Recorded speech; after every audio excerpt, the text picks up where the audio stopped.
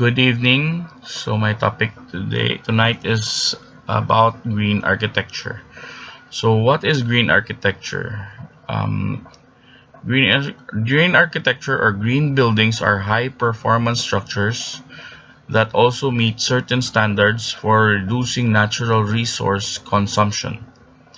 Green architecture is a philosophy focused on designing buildings with the lowest possible negative impact on the surrounding environment by using sustainable materials and energy sources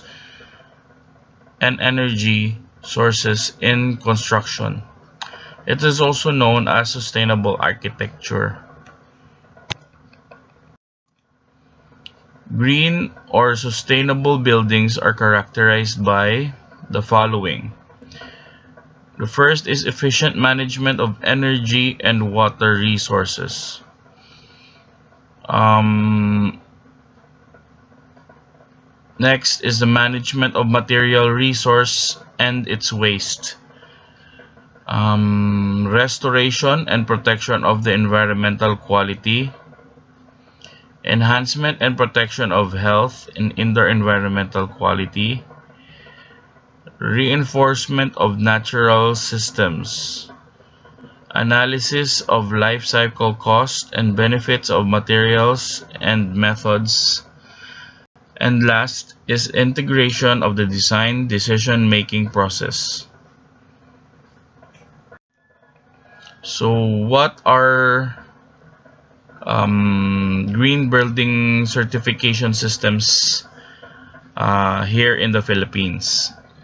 So one of the most leading certification bodies are known in the industry of architecture is LEED, which means Leadership in Energy and Environmental Design. It is a widely recognized certification system developed by the United States Green Building Council. One example of their certified buildings is the ARIA Residences located in Taguig in Manila. We also have Verde, which means Building for Ecologically Responsive Design Excellence. It is specifically developed by the Philippine Green Building Council to suit the local context. So it's similar to LEED, but only being localized naman niya. Okay, because LEED is more on the Western standards. So the Philippine Green Building Council developed a localized version of LEED because some standards um, may not apply here in the Philippines. Like they have four seasons. Diri sa aton niya, we have wet and dry lang. So that's the why they developed a localized version. And we also have the Philippine Green Building Initiative, PGBI. It's a certification system that is all about promoting sustainable building practices in the Philippines. PGBI places a strong emphasis on integrating sustainable design principles into architectural planning and construction. So one example is the Hyundai Logistics Center, which is located in Calamba, Laguna. It's a certified green building of the Philippine Green Building Initiative. So it focuses mostly on the practices and the design principles um, during the planning and construction. So amo na yang iya nga focus compared to the two certification bodies. Sustainable design principles and strategies. So what are being considered to be a green building uh, design. So first is energy efficiency, meaning it uses lesser energy than conventional buildings. Um, it uses Some practices are using LEDs, LED bulbs, more efficient motors, like the elevators or exhaust fans. They're more efficiently designed, and mm, the most efficient equipments are being installed for the operation of that certain green building. Next is water conservation. So it practices on minimizing the use of water in its daily operation, like the waterless urinals for the comfort rooms, and the flushes. Usually most common practice being utilized is sa mga comfort rooms, sa mga faucets. They usually use newer technologies that uses lesser water. um, the next is waste reduction and recycling.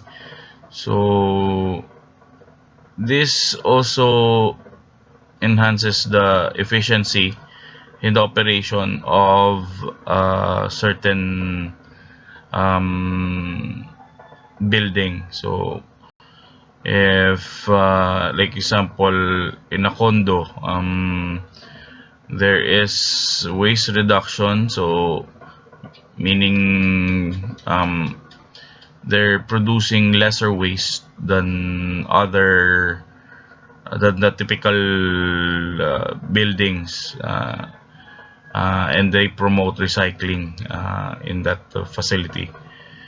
Next is also green spaces, very important also for the design principles in green architecture.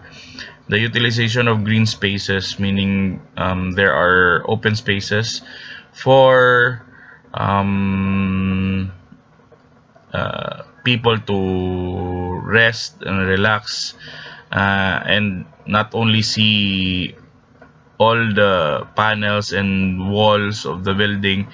So it has some design features. So what I usually give in my in my observation lang, I really love the design of comparing the two malls sa diri sa aton sa Philippines. Like I always compare SM compared to the designing principles of Ayala. So Ayala utilizes a more uh, organic design in their malls compared ya sa SM, na usually it's a like I would describe it as a styro box na ginbutangan aircon and display. No offense to the to SM, but it's being efficient man on their side in the operation side. But for the design side, I lean towards the Ayala malls because they have more spaces for um, it's not just like you're trapped in a box. So it's they have open spaces also. So the next is sustainable materials and technologies. Recycled and upcycled materials. So the use of upcycled materials like repurposed wood, um, um, concrete slabs reused, for the design and the construction of the building. So,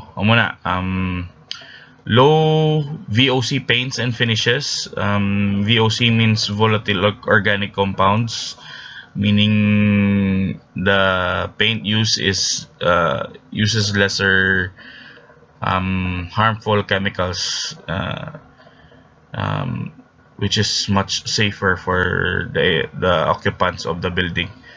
And also, and lastly, is the utilization of solar panels to lower energy consumption of the building. So it's very common practice to utilize solar panels, like in malls, in hospitals, in factories. Um, so that's it. Uh, if you have any questions, please feel free to. I will answer your questions. Thank you.